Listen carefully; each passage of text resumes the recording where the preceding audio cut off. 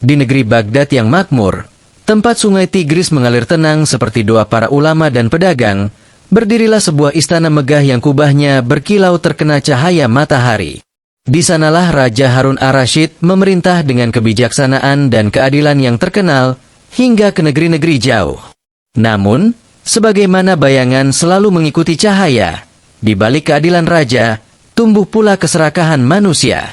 Tak semua yang tersenyum di hadapan singgasana menyimpan niat suci. Di antara para pejabat kerajaan, terdapat seorang menteri yang dikenal pandai bicara, halus tutur katanya, dan selalu tampak setia. Namanya adalah Menteri Zafran bin Khalid. Zafran adalah lelaki berwajah ramah, berjanggut rapi, dan selalu mengenakan pakaian terbaik. Ia tahu kapan harus menunduk, kapan harus tersenyum, dan kapan harus berpura-pura menangis demi mengaduk simpati raja. Namun di balik semua itu, ia menyimpan niat licik yang perlahan-lahan menggerogoti harta kerajaan. Raja belum menyadari apa yang terjadi. Para pejabat lain takut berbicara.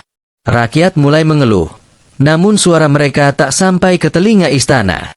Dan di tengah semua itu, ada satu orang yang sering dianggap gila, malas, dan tak berguna, namun justru paling berbahaya bagi para penipu. Dialah Abu Nawas. Abu Nawas dan sarapan yang hilang. Pagi itu, Abu Nawas duduk di depan rumahnya sambil menatap mangkuk kosong. Istrinya sudah lama kehabisan bahan makanan, dan utang di warung sebelah sudah menumpuk setinggi harapan palsu. Aneh, gumam Abu Nawas. Katanya negeri ini makmur, tapi perutku justru miskin. Ia menggaruk kepalanya yang kusut, lalu berdiri dan berjalan ke pasar. Namun di sana, ia melihat sesuatu yang ganjil. Harga gandum naik 2 kali lipat. Pedagang mengeluh pajak semakin mencekik. Wajah rakyat kusut seperti kain tua. Pajak lagi naik, tanya Abu Nawas kepada seorang pedagang tua. Pedagang itu menghela napas panjang. Katanya perintah istana untuk pembangunan gudang kerajaan. Abu Nawas mengangguk pelan. Dalam hatinya, ia mencium bau busuk, bukan dari pasar ikan, tapi dari istana Menteri Zafran dan air mata palsu. Di istana, Menteri Zafran berdiri di hadapan raja dengan wajah penuh kesedihan. Paduka, katanya dengan suara bergetar, kas kerajaan menipis. Kita perlu menaikkan pajak demi keselamatan negeri. Raja Harun ar-Rasyid menatapnya lama. Bukankah laporan tahun lalu menunjukkan surplus? Zafran menunduk. Musibah datang diam-diam. Paduka, biaya keamanan, logistik, dan pembangunan rahasia. Raja mengangguk perlahan. Ia tidak menyadari bahwa sebagian besar laporan itu telah dimanipulasi. Angka-angka diputar seperti lidah ular. Di sudut aula, Abu Nawas yang sengaja datang tanpa diundang, menguap keras. Maaf Paduka, kata Abu Nawas. Aku menguap bukan karena mengantuk, tapi karena bosan mendengar dongeng. Aula istana mendadak hening. Abu Nawas mengundang kecurigaan. Zafran menoleh tajam. Abu Nawas, kau menuduh laporan kerajaan sebagai dongeng. Abu Nawas tersenyum. Aku hanya heran. Dongeng biasanya punya naga, tapi laporan ini punya angka yang lebih menyeramkan. Beberapa pejabat menahan tawa. Raja mengangkat tangan. Abu Nawas, ujar raja, jika kau merasa ada yang janggal, bicaralah. Abu Nawas membungkuk. Izinkan aku menyelidiki satu hal kecil saja, Paduka. Zafran tersenyum tipis. Dalam hatinya, ia yakin orang seperti Abu Nawas hanya pandai bicara. Ia tidak tahu bahwa ia baru saja membuka pintu menuju kejatuhannya sendiri, gudang yang terlalu penuh. Abu Nawas mendatangi gudang kerajaan yang katanya baru dibangun. Ia disambut penjaga yang gugup. Gudang ini penuh sekali, kata Abu Nawas sambil melihat tumpukan karung. Benar, jawab penjaga. Namun anehnya, kami jarang melihat isinya keluar. Abu Nawas memeriksa karung-karung itu. Isinya gandum berkualitas rendah, bukan seperti yang tercantum dalam laporan istana. Ia tersenyum lebar. Ah, gandum ini cocok untuk memberi makan tikus, bukan manusia. Jamuan yang mengungkap segalanya. Keesokan harinya, Abu Nawas mengusulkan jamuan makan istana. Apa hubungannya jamuan dengan penyelidikan? Tanya raja. Abu Nawas tersenyum. Perut sering lebih jujur daripada mulut. Jamuan dimulai. Semua pejabat hadir, termasuk Menteri Zafran. Makanan disajikan dari gudang kerajaan. Saat mencicipi nasi, Zafran langsung memuntahkannya. Ini tidak layak, teriaknya. Abu Nawas menepuk tangan. Menarik. Menteri tahu kualitas makanan kerajaan, padahal katanya semua terbaik. Semua mata tertuju pada Zafran. Abu Nawas kemudian membawa tumpukan laporan. Aku bukan ahli angka, katanya. Tapi angka ini terlalu pintar untuk jujur. Ia menunjukkan perbedaan laporan pajak, gudang, dan pengeluaran. Angka-angka itu saling bertabrakan. Zafran mulai berkeringat. Ini fitnah, teriaknya. Abu Nawas mengangguk. Benar. Tapi fitnah yang dibantu oleh kebenaran. Satu persatu saksi dihadirkan. Pedagang, penjaga gudang, bahkan juru tulis istana. Semua mengarah pada satu nama. Menteri Zafran Raja berdiri dari singgasananya. Zafran, katanya dengan suara berat. Apakah ini benar? Zafran jatuh berlutut. Air mata palsunya kini menjadi nyata. Ampuni aku, Paduka. Raja menggeleng pelan. Yang paling menyakitkan bukanlah uang yang kau curi, tapi kepercayaan yang kau hancurkan. Raja tidak menghukum Zafran dengan kematian.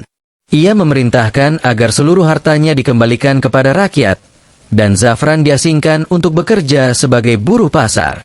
Biarlah ia belajar harga sebutir gandum, kata raja-raja memanggil Abu Nawas. Apa hadiah yang kau inginkan? Abu Nawas berpikir sejenak. Aku ingin satu hal saja. Apa itu? Turunkan harga gandum. Perut rakyat lebih penting daripada kantong menteri. Raja tertawa, diikuti seluruh aula. Sejak hari itu, rakyat kembali tersenyum. Pajak diturunkan. Gudang diperbaiki. Dan setiap kali pejabat berbicara terlalu manis, Raja akan berkata, jangan-jangan ini dongeng versi baru. Dan Abu Nawas, ia tetap miskin, tetap jenaka, dan tetap menjadi mimpi buruk bagi para penipu, karena kebijaksanaan sejati sering datang dengan tawa, bukan dengan mahkota. Ada masa ketika istana Baghdad terasa terlalu tenang. Bukan tenang karena damai, melainkan tenang karena terlalu banyak kebohongan yang disimpan rapat. Raja Harun ar-Rasyid dikenal adil dan bijaksana. Namun belakangan, ia sering termenung. Pajak naik tanpa sebab jelas. Proyek kerajaan bertambah, tapi hasilnya tak pernah terlihat. Rakyat mulai berbisik, pedagang mulai mengeluh, dan para pejabat justru makin gemuk, bukan karena ilmu, melainkan karena harta. Di antara para menteri, ada satu yang paling dipercaya. Namanya Menteri Qasim Al-Mulabbis. Julukannya di kalangan pejabat adalah Menteri 1000 Alasan. Jika ada masalah, ia punya 1000 dalih. Jika ada kehilangan, ia punya 1000 laporan. Jika ada kecurigaan, ia punya 1000 senyum. Dan pada hari ketika raja hampir kehilangan kepercayaannya pada insting sendiri, muncul seorang lelaki berwajah lusuh, berjubah kusam, dengan sandal berbeda kanan dan kiri, Abu Nawas dan sendal yang tidak pernah bohong.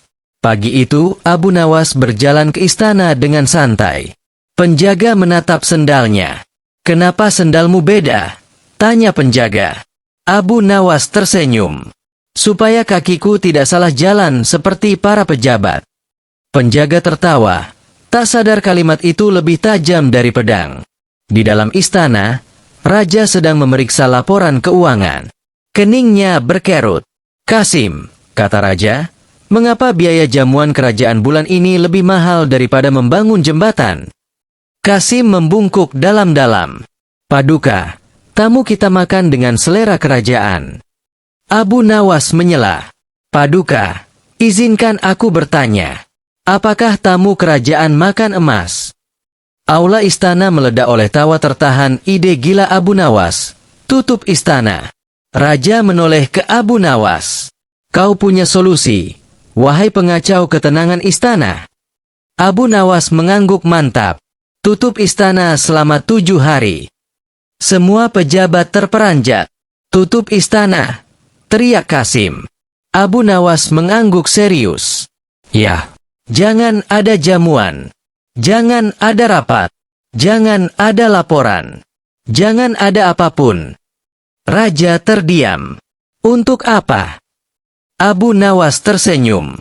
Aku ingin melihat siapa yang paling gelisah saat kebohongan tidak punya panggung. Menteri yang tidak bisa tidur. Hari pertama istana ditutup.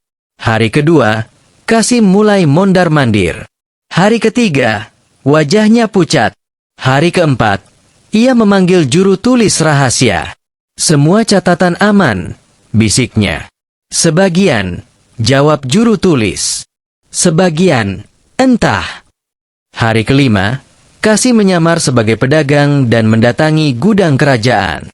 Hari keenam, ia menyuap penjaga. Hari ketujuh, ia menangis di kamarnya sendiri. Sementara itu, Abu Nawas justru tidur nyenyak di bawah pohon kurma gudang kosong. Laporan penuh. Setelah 7 hari, istana dibuka kembali. Abu Nawas langsung meminta raja memeriksa gudang. Gudang pertama, kosong. Gudang kedua, setengah kosong. Gudang ketiga, diisi karung berisi pasir. Qasim gemetar. Tapi laporan menyebut penuh. Abu Nawas mengangguk. Benar, laporan memang kenyang. Gudang yang kelaparan. Abu Nawas mengusulkan jamuan besar. Dengan apa? Tanya raja. Dengan laporan, jawab Abu Nawas. Semua pejabat duduk di meja panjang. Tidak ada makanan. Hanya tumpukan kertas laporan. Silakan makan, kata Abu Nawas. Qasim menelan ludah. Ini tidak masuk akal. Abu Nawas tersenyum. Sama seperti laporanmu. Abu Nawas mengusulkan jamuan besar. Dengan apa? Tanya raja. Dengan laporan, jawab Abu Nawas. Semua pejabat duduk di meja panjang. Tidak ada makanan. Hanya tumpukan kertas laporan. Silakan makan, kata Abu Nawas. Qasim menelan ludah. Ini tidak masuk akal. Abu Nawas tersenyum. Sama seperti laporanmu.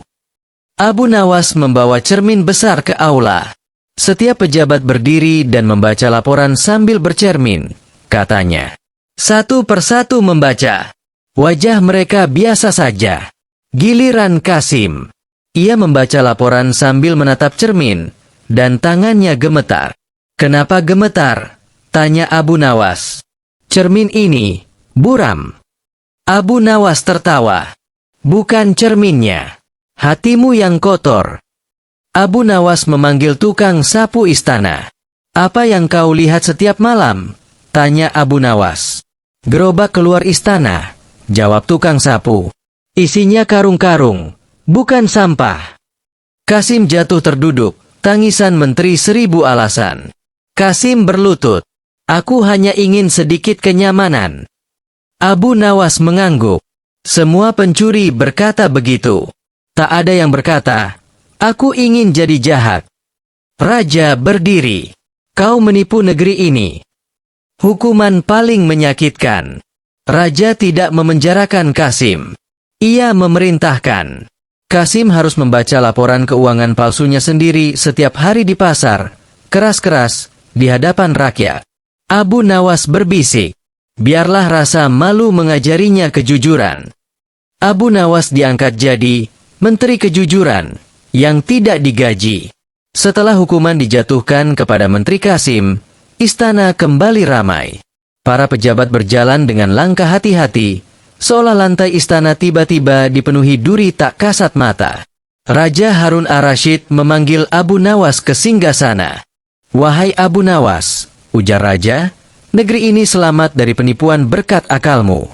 Aku ingin mengangkatmu menjadi menteri. Aula istana mendadak hening. Para pejabat menelan ludah. Abu Nawas mengangkat alis. Paduka yakin? Tentu, jawab raja. Menteri Kejujuran. Abu Nawas menggaruk kepala. Kalau begitu izinkan aku menolak satu hal. Apa itu? Gaji. Semua terkejut. Kenapa? Tanya raja. Abu Nawas tersenyum lebar. Aku takut kalau digaji, aku ikut-ikutan lupa jujur. Aula istana pecah oleh tawa. Raja pun tertawa sampai hampir menjatuhkan mahkotanya, sidang pertama yang paling kacau dalam sejarah istana. Sebagai Menteri Kejujuran, Abu Nawas memimpin sidang pertama. Ia berdiri di tengah aula sambil membawa lonceng kecil. Aturannya sederhana, kata Abu Nawas. Siapapun yang berbohong, aku bunyikan lonceng. Seorang pejabat berdiri. Paduka, saya selalu bekerja demi negeri. Ting, aku belum bunyikan lonceng, kata Abu Nawas. Itu lonceng hatimu sendiri.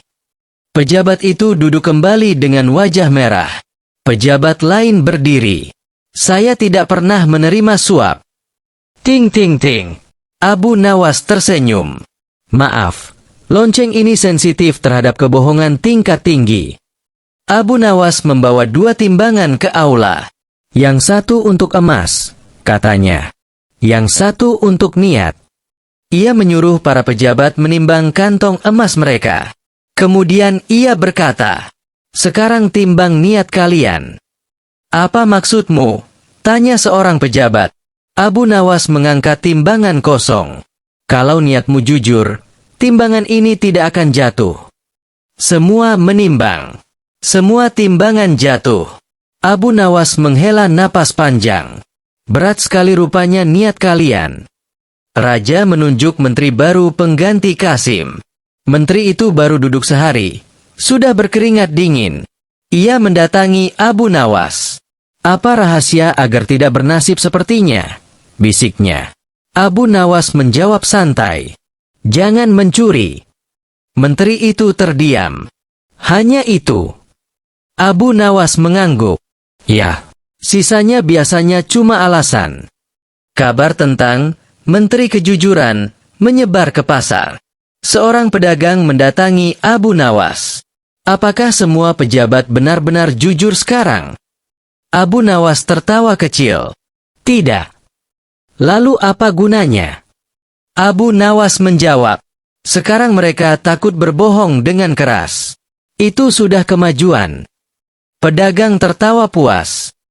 Negeri Baghdad yang ramai oleh pedagang, ulama, penyair, dan para pengadu nasib, hiduplah Abu Nawas. Seorang lelaki kurus dengan sorban miring dan senyum yang selalu datang lebih dulu sebelum kata-katanya. Ia dikenal bukan karena kekayaannya, melainkan karena akalnya yang sering membuat orang kaya kehilangan muka dan orang sombong kehilangan suara. Suatu pagi yang panas, ketika matahari menggantung seperti kuali mendidih di langit, Abu Nawas berjalan melewati pasar. Orang-orang berbisik sambil menunjuk ke arahnya. Ada yang tertawa kecil, ada yang melongo, ada pula yang menggeleng tak percaya. Katanya Abu Nawas kebal api. Mustahil. Manusia mana ada yang kebal api? Tidak tahu juga. Kemarin bajunya terbakar di dapur umum, tapi dia hanya menepuk-nepuk sambil bercanda. Abu Nawas mendengar semua itu. Ia berhenti, menatap langit, lalu berkata dalam hati, jika kabar ini sampai ke istana, api sungguhanlah yang akan datang. Ia melanjutkan langkahnya seolah tak terjadi apa-apa. Di istana, Menteri Kasim sedang duduk dengan wajah masam. Baginya, Abu Nawas adalah duri di tenggorokan kekuasaan. Setiap kali Abu Nawas berbicara, rakyat tertawa dan berpikir. Dan bagi Kasim, rakyat yang berpikir adalah masalah besar. Rakyat lebih percaya pada lucon Abu Nawas daripada keputusan istana, gerutu Kasim. Seorang menteri lain mencoba menenangkan, mungkin karena Abu Nawas berbicara dengan hati. Kasim menepuk meja. Justru itu berbahaya. Ia pun menghadap Raja Harun ar-Rasyid dan menyampaikan kabar bahwa Abu Nawas mengaku kebal api dan mulai disembah rakyat. Raja mendengarkan dengan tenang. Matanya tajam namun wajahnya datar. "Panggil Abu Nawas," perintah Raja singkat. Abu Nawas datang, membungkuk hormat. Raja bertanya langsung, "Wahai Abu Nawas, benarkah engkau kebal api?" Abu Nawas tersenyum. "Paduka, hamba kebal lapar jika tidak ada makanan. Kebal miskin karena sudah terbiasa. Tapi kebal api? Api pun tahu hamba ini manusia biasa." Sebagian hadirin tertawa kecil, namun Qasim segera menyela. "Rakyat sudah terlanjur percaya, Paduka. Demi ketentraman negeri, kebenaran harus dibuktikan." Raja terdiam sejenak, lalu berkata, "Baik, besok di alun-alun, api akan menjadi saksi." Kabar itu menyebar lebih cepat dari angin. Rakyat cemas, sebagian marah, sebagian berdoa. Malam sebelum peristiwa itu, Abu Nawas duduk di rumah kecilnya. Ia tidak menangis, tidak pula berdoa dengan suara keras. Ia hanya tersenyum dan berkata pelan, "Jika kebenaran memang panas, biarlah aku menghangatkan diri di dekatnya." Keesokan harinya, kayu disusun tinggi di alun-alun. Api siap dinyalakan. Rakyat memadati tempat itu. Menteri Qasim berdiri dengan wajah puas. Raja duduk di singgasananya. Abu Nawas melangkah ke tengah lingkaran kayu. Sebelum api dinyalakan, ia berkata lantang, "Wahai rakyat Baghdad, api membakar kayu kering, tapi kezaliman membakar negeri. Jika hari ini aku selamat, jangan puja aku. Jika aku terbakar, jangan salahkan api." Api dinyalakan. Asap mengepul tebal. Orang-orang menjerit. Namun angin tiba-tiba berputar. Api menjauh. Kayu hanya menghitam tanpa membesar. Abu Nawas tetap berdiri. Wajahnya tenang. "Ini sihir," teriak Qasim. Raja berdiri. "Hentikan api." Setelah api padam, Abu Nawas keluar tanpa luka. Raja turun dari singgasananya. Apa yang sebenarnya terjadi? Rakyat pun mengaku. Semalam, mereka mengganti kayu kering dengan kayu basah. Bukan karena sihir, melainkan karena kepercayaan. Raja menatap Qasim tajam. "Engkau hampir membakar keadilan dengan fitnah."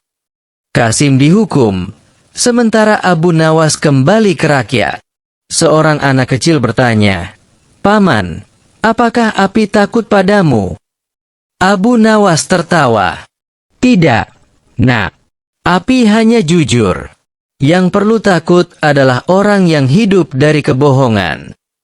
Sejak hari itu, kisah Abu Nawas kebal api dikenang bukan sebagai cerita kesaktian, melainkan sebagai pengingat bahwa kejujuran membuat manusia lebih kuat daripada api manapun. Tambahkan 500 kata lagi. Namun kisah itu tidak berhenti di sana. Setelah peristiwa api di alun-alun, nama Abu Nawas justru semakin sering disebut, bukan hanya di pasar dan kedai teh, tetapi juga di ruang-ruang sunyi tempat orang-orang merenungkan keadilan. Banyak rakyat datang ke rumahnya, bukan untuk meminta jimat atau doa kebal api, melainkan untuk meminta nasihat. Suatu sore, seorang tukang besi mendatanginya dengan wajah muram. "Wahai Abu Nawas, aku bekerja jujur, tapi pejabat memintaku menyuap agar daganganku boleh masuk istana. Jika aku menolak, usahaku terbakar perlahan." Abu Nawas mengangguk. Api tidak selalu berupa nyala, kadang berupa aturan yang bengkok. Ia lalu menyarankan tukang besi itu untuk tetap jujur dan menyerahkan bukti pemerasan kepada raja. Di hari lain, seorang janda menangis karena rumahnya dirampas atas nama peraturan.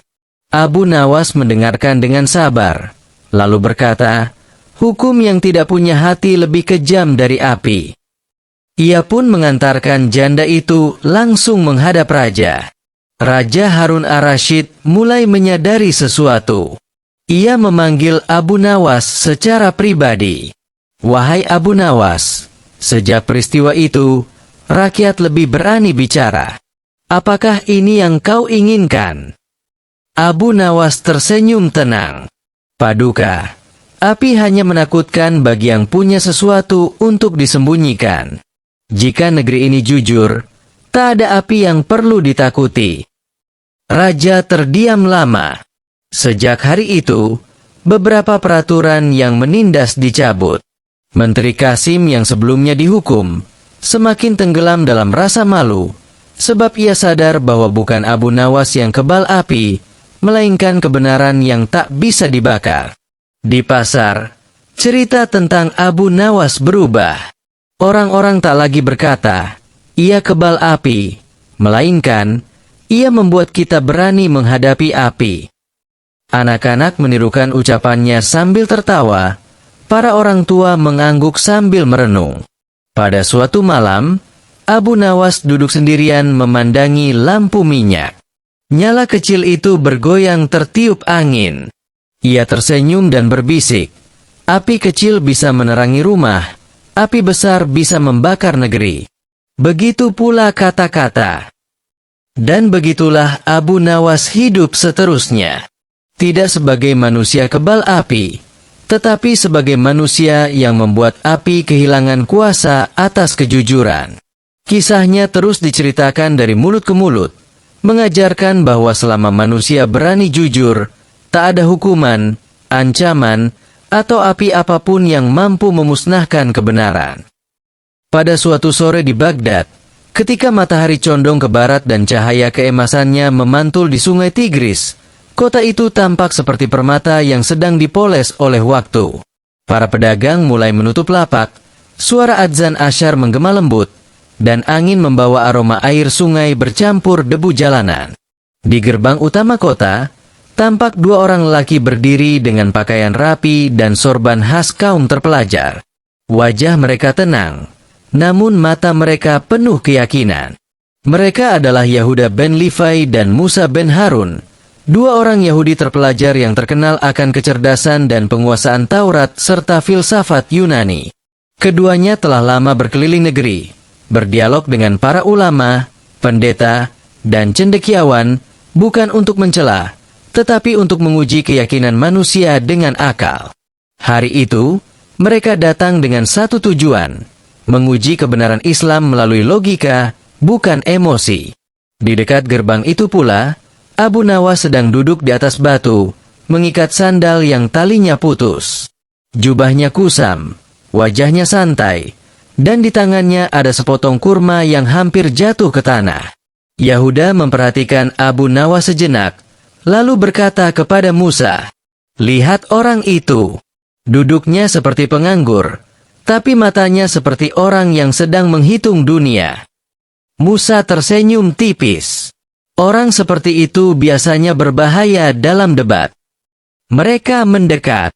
"Wahai Tuan," sapa Yahuda dengan sopan, "kami mendengar engkau Abu Nawas, orang yang terkenal karena kecerdikan dan kelucuan." Abu Nawas mendongak, lalu tersenyum malas.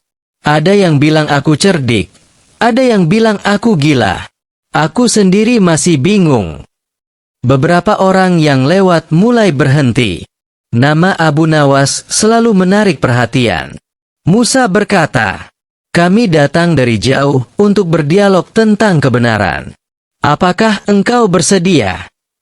Abu Nawas menatap langit sejenak. Jika dialog membuat akal lebih sehat dan hati tidak sakit, mengapa tidak? Mereka pun duduk membentuk lingkaran kecil. Perlahan, orang-orang berkumpul. Yahuda membuka percakapan. "Kami percaya bahwa Taurat adalah wahyu Tuhan. Kalian percaya Al-Quran sebagai wahyu terakhir. Pertanyaan kami sederhana. Mengapa Tuhan perlu mengirim wahyu baru jika wahyu lama sudah ada?" Abu Nawas mengambil kerikil, memutarnya di tangan. "Apakah engkau masih memakai baju yang sama sejak kecil?" Musa mengernyit. Tentu tidak. Apakah baju baru berarti engkau membenci baju lama? Tidak juga. Abu Nawas tersenyum. Wahyu baru bukan tanda kebencian Tuhan pada wahyu lama, melainkan tanda kasih sayangnya kepada manusia yang berubah. Kerumunan mulai berbisik setuju. Yahuda melanjutkan. Namun kenapa Muhammad, seorang Arab yang tidak dikenal sebagai bangsa kitab? Abu Nawas tertawa kecil. Jika dokter hanya boleh lahir dari keluarga dokter, maka orang sakit akan mati menunggu. Tawa kecil terdengar. Kenabian, lanjut Abu Nawas, bukan warisan keluarga, tapi amanah langit. Musa mengangguk pelan, lalu berkata, kami juga percaya pada Tuhan yang Esa. Namun dalam Islam, Tuhan terasa begitu jauh, tak tergambarkan. Abu Nawas menepuk dadanya. Apakah engkau bisa menggambarkan angin? Tidak. Namun engkau percaya angin ada? Ya. Maka Tuhan lebih layak untuk tidak digambarkan, karena dia bukan bagian dari ciptaan. Yahuda tersenyum tipis. Engkau pandai berperumpamaan. Tapi apakah iman hanya soal logika? Abu Nawas menggeleng. Logika adalah pintu. Iman adalah rumah. Orang yang berdiri di luar rumah akan kehujanan, tapi orang yang masuk tanpa pintu akan tersesat. Kerumunan terdiam. Musa lalu berkata dengan nada lebih tajam, jika Islam membawa kebenaran, mengapa banyak Muslim yang berbuat zalim? Abu Nawas tertawa agak keras. Jika pisau tajam, mengapa ada orang yang terluka oleh pisau itu? Karena salah menggunakan. Begitu pula agama, jawab Abu Nawas. Kesalahan manusia bukan bukti salahnya petunjuk. Yahuda mengangguk perlahan. Lalu apa perbedaan terbesar antara Islam dan keyakinan kami? Abu Nawas berpikir sejenak. Islam datang bukan hanya untuk mengatur hubungan manusia dengan Tuhan, tapi juga menertibkan ego manusia terhadap sesamanya. Ia menunjuk kerumunan. Islam menimbang manusia bukan dari keturunan, tapi dari ketakwaan. Musa terdiam lama. Aku bertanya terakhir, katanya. Jika kami tidak masuk Islam, apakah kami pasti celaka? Abu Nawas menatapnya dengan lembut. Aku bukan penjaga surga, Musa. Tugas agama adalah menunjukkan jalan, bukan memaksa kaki. Sunni. Yahuda berdiri. Hari ini kami tidak dikalahkan oleh teriakan, tapi oleh ketenangan. Musa menambahkan, dan oleh akal yang tidak sombong. Abu Nawas berdiri, membetulkan sandalnya yang putus. Akal itu seperti timbangan. Jika berat sebelah karena ego, kebenaran akan jatuh. Keduanya memberi salam dan pergi perlahan, meninggalkan kerumunan yang masih terdiam. Abu Nawas berjalan menyusuri sungai, berbicara pada dirinya sendiri. Debat yang baik tidak membuat lawan malu, tapi membuat hati bertanya. Dan orang-orang Baghdad mengingat hari itu sebagai hari ketika akal lebih keras bersuara daripada emosi, dan Abu Nawas kembali mengajarkan bahwa kemenangan sejati bukan membuat orang kalah, tapi membuat kebenaran terlihat jelas. Suatu pagi, Abu Nawas berjalan menuju istana sambil membawa sendok kayu besar. Penjaga istana bertanya, "Untuk apa sendok itu?" Abu Nawas menjawab santai, "Aku mau mengaduk akal para menteri. Katanya sudah lama mengendap." Penjaga bingung, tapi tertawa. Ia membiarkan Abu Nawas masuk, karena semua penjaga tahu satu hal. Melarang Abu Nawas biasanya berakhir lebih memalukan daripada membiarkannya masuk. Di ruang sidang, para menteri sedang berdebat panjang tentang pajak gandum. Menteri pertama berkata, "Pajak harus dinaikkan." Menteri kedua berkata, "Rakyat harus lebih patuh." Menteri ketiga berkata, "Kita butuh alasan yang terlihat bijaksana." Abu Nawas berdiri di tengah-tengah mereka dan mengaduk udara dengan sendoknya. "Sudah matang?" tanyanya. "Apa maksudmu?" bentak seorang menteri. Abu Nawas tersenyum. Raja memanggil Abu Nawas ke hadapan tahta. Abu Nawas, kata raja, katakan pendapatmu tentang pajak baru ini. Abu Nawas menjawab, Tuanku, aku setuju pajak itu dinaikkan. Para menteri tersenyum puas. Tapi, lanjut Abu Nawas, naikkan juga berat hati para menteri saat tidur malam. Kalau rakyat lapar, menteri harus gelisah. Kalau rakyat menangis, menteri harus sulit tertawa. Para menteri langsung muram. Raja tertawa kecil. Kau selalu punya cara aneh untuk berkata jujur. Abu Nawas menunduk. Kejujuran, tuanku, hanya terdengar aneh di telinga yang sudah lama terbiasa dengan kebohongan. Salah satu menteri terkenal paling rakus. Perutnya besar, rumahnya penuh, gudangnya sesak, tetapi wajahnya selalu kurang. Suatu hari, Abu Nawas mengundangnya makan. Ia menyiapkan panci besar, tapi hanya berisi air dan 1 butir kurma. Menteri itu marah. Kau menghina aku. Abu Nawas menjawab, tidak, aku sedang mencerminkan isi hatimu. Apa maksudmu?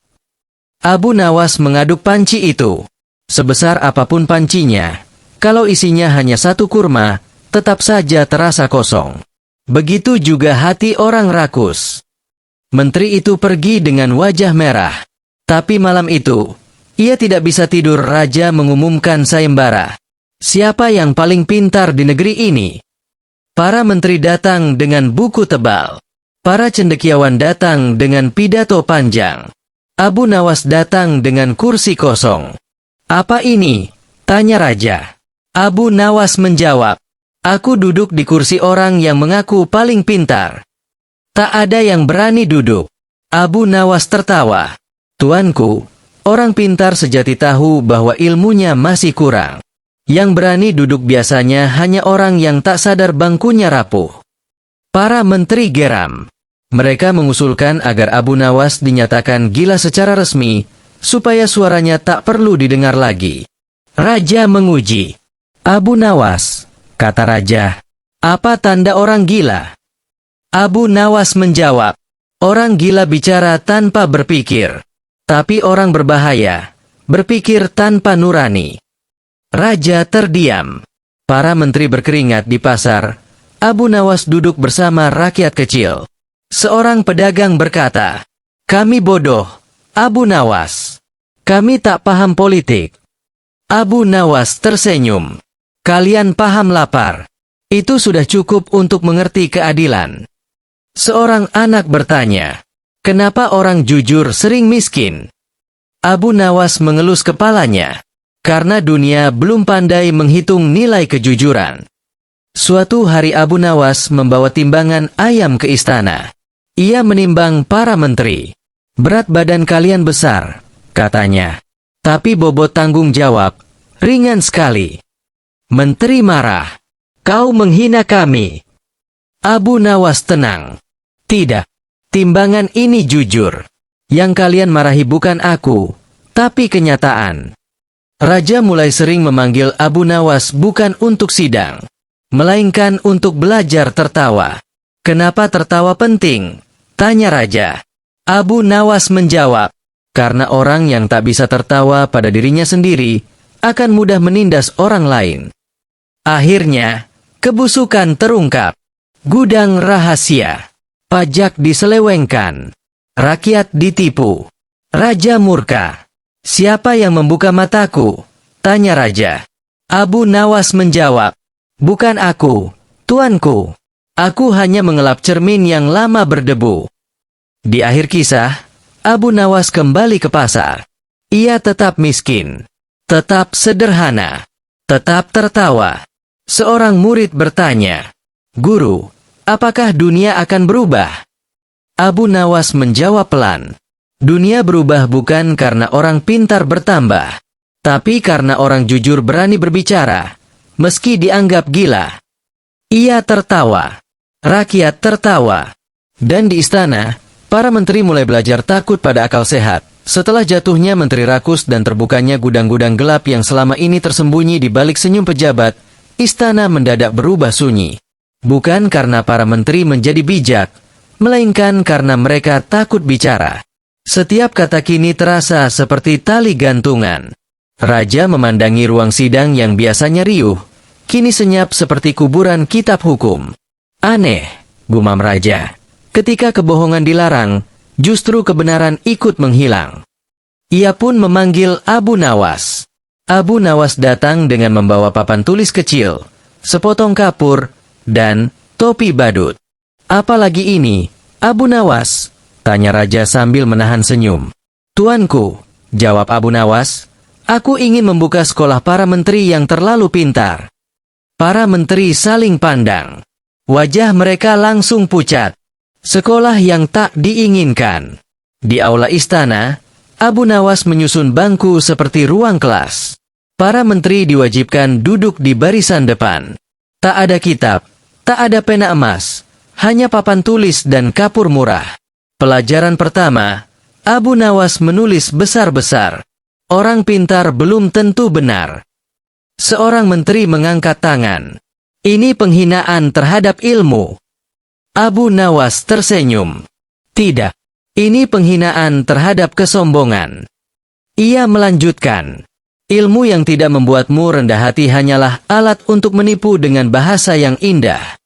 Raja mengangguk pelan.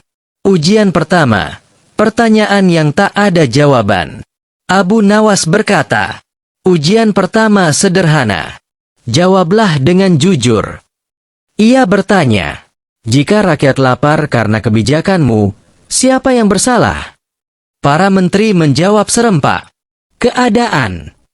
Abu Nawas menepuk papan tulis. "Salah."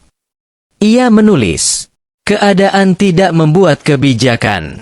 Manusia yang membuatnya." Tak satu pun menteri berbicara. Pelajaran tentang lidah. Pelajaran kedua, Abu Nawas membawa timbangan kecil. Ia menimbang lidah seorang menteri secara simbolis. "Ringan sekali," katanya. Menteri tersinggung. "Apa maksudmu?" Abu Nawas menjawab, "Lidahmu ringan berjanji, berat bertanggung jawab." Ia lalu berkata keras, "Di negeri ini, lidah pejabat lebih tajam dari pedang, tapi lebih licin dari belut." Raja tertawa tertahan. Para penjaga menunduk, menahan senyum. Menteri yang paling pandai berbohong. Abu Nawas menunjuk satu menteri yang terkenal pandai berbicara. "Kau," katanya, "maju ke depan." Menteri itu bangga. "Akhirnya kemampuanku diakui," pikirnya.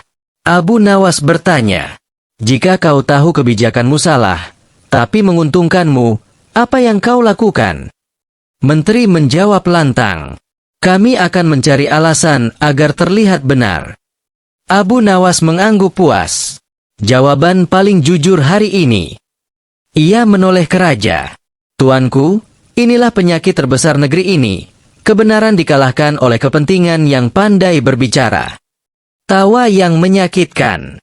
Abu Nawas kemudian memakai topi badutnya. Para menteri tertawa mengejek. "Kenapa tertawa?" tanya Abu Nawas. "Karena kau terlihat bodoh," jawab mereka. Abu Nawas melepas topi itu.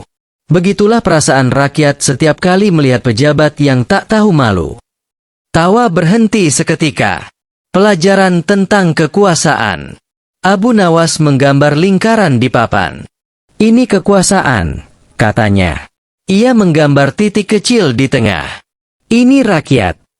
Ia lalu bertanya, "Menurut kalian, siapa yang harus dilayani?" Menteri menjawab ragu, "Rakyat, tentu saja." Abu Nawas menghapus lingkaran besar itu, menyisakan titik kecil. Ketika matahari baru saja naik dan bayang-bayang menara masjid masih panjang di atas jalan batu, Abu Nawas berjalan santai menyusuri pasar. Jubahnya sederhana, sandalnya tipis, namun matanya tajam dan penuh rasa ingin tahu. Ia berhenti di dekat penjual roti, mencium aroma gandum yang baru matang, lalu tersenyum kecil. "Ah," gumamnya, "ilmu dan roti punya kesamaan. Keduanya mengenyangkan, tapi hanya bagi yang mau mengunyah." Hari itu, Baghdad ramai bukan main.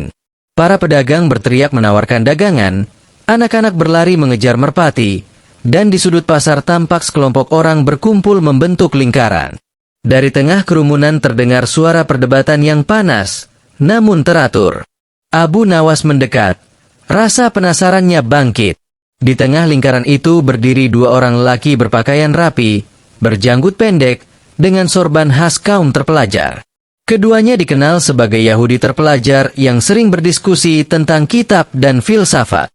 Yang satu bernama Rabbi Ezra, wajahnya tenang namun tajam, dan yang lain Rabbi Samuel, tutur katanya cepat dan penuh argumentasi. Mereka sedang berdiskusi dengan beberapa ulama muda, namun perdebatan itu mulai menemui jalan buntu. Banyak yang terdiam, bukan karena kalah, melainkan karena bingung harus menjawab dari arah mana. Rabbi Ezra berkata dengan suara lantang namun sopan, "Kami tidak datang untuk mencela, melainkan untuk bertanya. Jika Islam mengajarkan kebenaran mutlak, maka kebenaran itu seharusnya dapat diuji dengan akal dan logika." Beberapa orang mengangguk. Yang lain mulai gelisah. Abu Nawas tersenyum kecil. Ia melangkah masuk lingkaran itu tanpa permisi, lalu duduk bersila di tanah. "Maaf," katanya santai. "Aku hanya orang yang suka bertanya juga. Bolehkah aku ikut?" Rabbi Samuel menatapnya dari ujung kepala hingga kaki. "Siapakah engkau?" "Aku Abu Nawas," jawabnya ringan. "Kadang dianggap bodoh, kadang dianggap gila, dan sesekali, kalau Allah mengizinkan, dianggap berakal." Beberapa orang tertawa kecil. Suasana mencair. Rabbi Ezra mengangguk. "Baiklah, Abu Nawas. Jika engkau ingin bertanya, silakan." Abu Nawas mengusap janggutnya. "Aku justru ingin menjawab. Kalian bertanya tentang kebenaran yang diuji dengan akal, bukan?" Rabbi Samuel tersenyum tipis. "Benar. Kami ingin tahu, bagaimana mungkin kalian mengatakan Islam sebagai agama terakhir, sementara sebelumnya telah ada Taurat dan Zabur?" Abu Nawas menatap langit sejenak, lalu memungut sebutir pasir dari tanah. "Rabbi," katanya pelan, "apakah pasir ini lebih tua dari batu?" "Tentu," jawab Rabbi Samuel, "pasir berasal dari batu yang hancur." "Lalu," lanjut Abu Nawas, "apakah pasir membatalkan keberadaan batu?" "Tidak." "Apakah batu membatalkan pasir?" "Tidak juga." Abu Nawas tersenyum. "Maka mengapa kitab yang datang kemudian harus membatalkan kitab sebelumnya? Islam tidak membatalkan Taurat dan Zabur, melainkan menyempurnakan dan meluruskan. Seperti batu yang menjadi pasir agar dapat digunakan untuk membangun rumah." Rabbi Ezra terdiam sejenak. Perumpamaan yang menarik. Namun bagaimana dengan kenabian Muhammad? Mengapa harus datang dari bangsa Arab, bukan dari Bani Israel yang telah lama menerima wahyu? Abu Nawas tertawa kecil. "Rabbi, jika hujan turun, apakah ia memilih ladang berdasarkan silsilah tanah?" Beberapa orang tertawa. "Hujan," lanjut Abu Nawas, "turun di mana tanahnya siap menerima. Allah memilih hambanya bukan berdasarkan nasab, tapi amanah.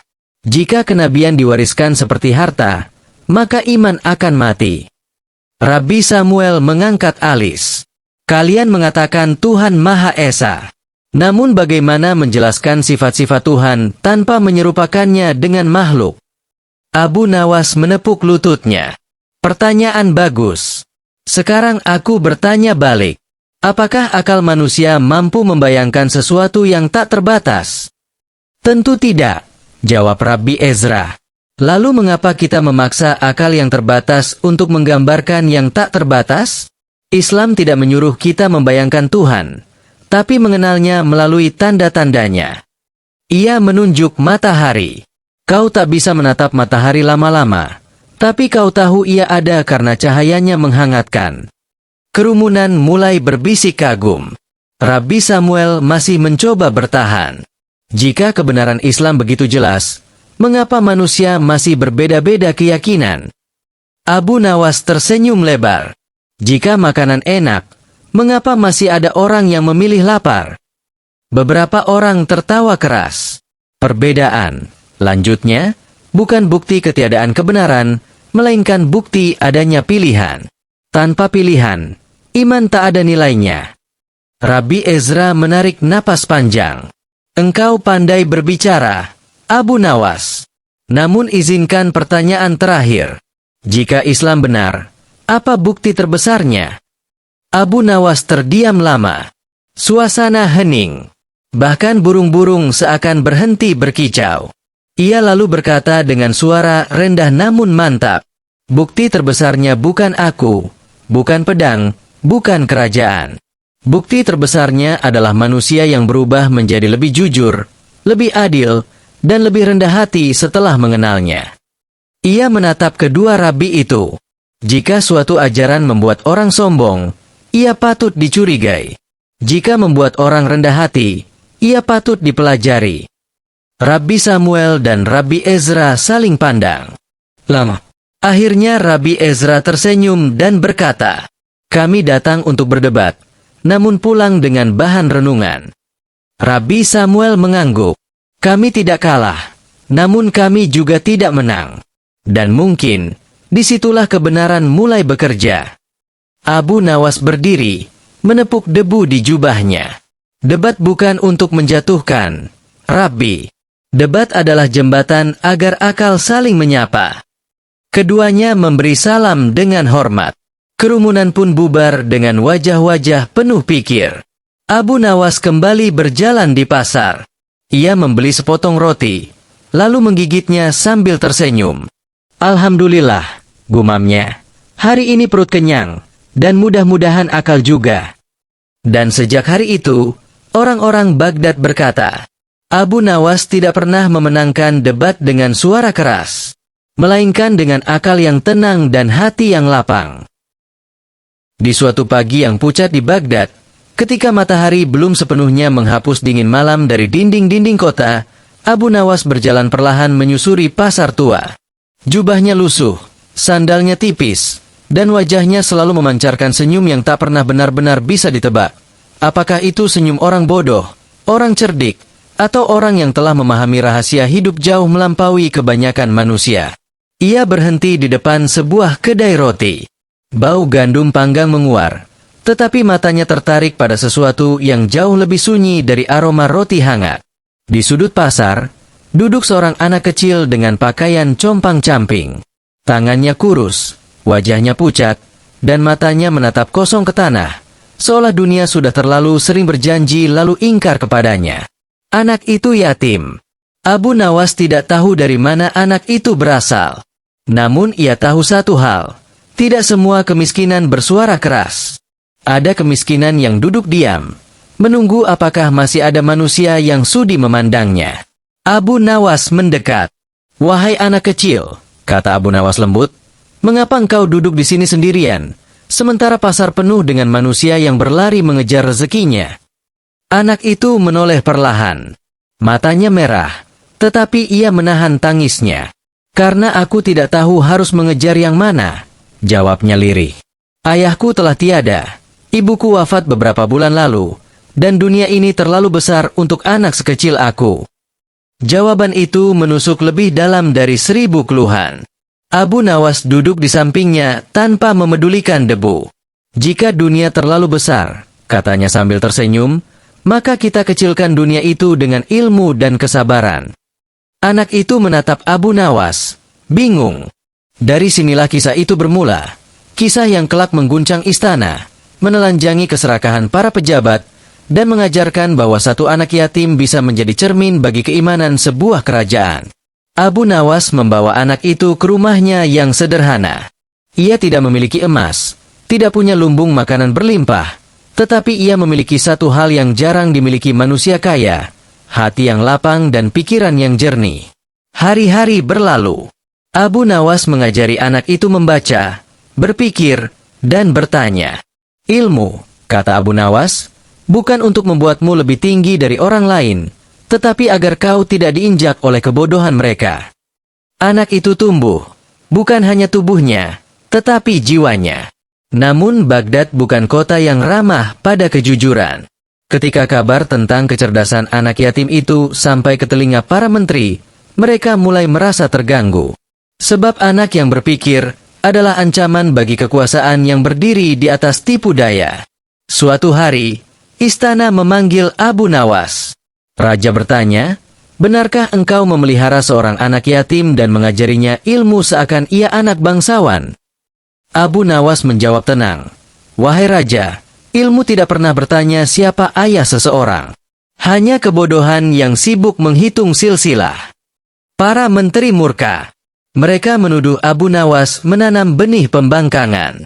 Mereka menyebut anak yatim itu berbahaya. Namun Abu Nawas hanya tersenyum. "Yang berbahaya," katanya, "bukan anak yatim yang belajar berpikir, tetapi pejabat yang takut pada kebenaran." Raja terdiam. Untuk menguji kebenaran Abu Nawas, Raja membuat sayembara. Anak yatim itu harus menjawab teka-teki istana yang selama ini tak pernah terpecahkan. Di hadapan istana, dengan tangan gemetar namun hati teguh, anak yatim itu menjawab bukan dengan kepintaran semata, tetapi dengan kejujuran. Ia berkata, "Jawaban dari setiap teka-teki hidup adalah keadilan. Jika keadilan ditegakkan, pertanyaan akan berhenti sendiri." Istana sunyi. Raja menangis. Para menteri tertunduk. Dan Abu Nawas menepuk pundak anak itu. "Lihatlah," katanya pelan, "ilmu tanpa hati hanyalah kesombongan. Tetapi ilmu yang lahir dari luka akan menjadi cahaya." Kisah itu menyebar ke seluruh Baghdad. Orang-orang mulai memperhatikan anak yatim. Mereka mulai bertanya pada diri sendiri, "Sudahkah kami adil pada yang lemah?" Di akhir hidupnya, Abu Nawas berkata kepada anak itu, "Aku tidak meninggalkanmu harta, tetapi aku meninggalkanmu keberanian untuk berpikir dan iman untuk bertahan." Anak yatim itu menangis, bukan karena kehilangan, tetapi karena akhirnya ia mengerti, ia tidak pernah benar-benar sendirian. Ketika anak yatim tersebut mulai dikenal oleh warga Baghdad bukan sebagai pengemis kecil, melainkan sebagai anak yang ucapannya menenangkan hati. Setiap sore, ia duduk di serambi masjid bersama Abu Nawas, mendengarkan kisah para nabi, hikmah orang-orang saleh, serta penjelasan sederhana tentang keadilan yang sering kali hilang dalam gemerlap kekuasaan. Suatu hari, seorang pedagang kaya datang dengan wajah gusar. Ia kehilangan seluruh hartanya karena tipu daya pejabat pajak istana. Anak yatim itu mendengarkan dengan seksama, lalu bertanya polos, "Jika harta bisa dirampas oleh manusia, mengapa mereka lupa bahwa Tuhan tak pernah bisa ditipu?" Kata-kata itu membuat sang pedagang menangis. Ia sadar, selama ini ia lebih takut pada pejabat daripada kepada Allah. Kabar kebijaksanaan anak itu kembali sampai ke istana. Menteri-menteri yang licik semakin gelisah. Mereka menyusun rencana untuk menjatuhkan Abu Nawas dan anak yatim itu sekaligus. Mereka menuduh Abu Nawas menanamkan ajaran sesat, menghasut rakyat agar membenci pemerintah. Raja pun kembali memanggil Abu Nawas. "Jika benar engkau mendidik anak yatim itu dengan ilmu, mengapa rakyat lebih percaya pada ucapannya daripada perintah istana?" tanya Raja dengan suara berat. Abu Nawas tersenyum tenang. "Karena kebenaran tidak butuh seragam, wahai Raja. Ia hanya butuh kejujuran." Anak yatim itu lalu berkata dengan keberanian yang membuat seluruh balairung terdiam, "Wahai Raja, rakyat tidak membenci istana. Mereka hanya lelah diperlakukan seolah tak bernilai." Kata-kata itu menghantam hati Raja lebih keras dari tudingan apapun. Ia menyadari bahwa selama ini ia terlalu sibuk menjaga mahkota, hingga lupa mendengar jeritan yang tak bersuara. Raja memerintahkan penyelidikan. Satu persatu kebusukan menteri terbongkar. Harta rakyat dikembalikan. Pejabat zalim dihukum. Baghdad bergetar, bukan oleh ketakutan, melainkan oleh harapan. Di tengah perubahan itu, Abu Nawas jatuh sakit. Anak yatim itu duduk di sampingnya, memegang tangan gurunya dengan air mata yang tak tertahan. "Guru," katanya terseduh, "tanpamu aku hanyalah anak kecil yang tersesat." Abu Nawas tersenyum lemah. "Tidak, engkau adalah bukti bahwa Allah menjaga anak yatim dengan cara yang tak disangka manusia." Ketika Abu Nawas wafat, seluruh Baghdad berkabung. Namun anak yatim itu berdiri tegar. Ia melanjutkan apa yang diajarkan, membela yang lemah dengan ilmu dan adab. Dan sejak hari itu, setiap kali seseorang bertanya siapa guru terhebat di Baghdad, rakyat menjawab, seorang lelaki miskin bernama Abu Nawas, dan murid terbaiknya adalah seorang anak yatim yang tak pernah menyerah pada dunia.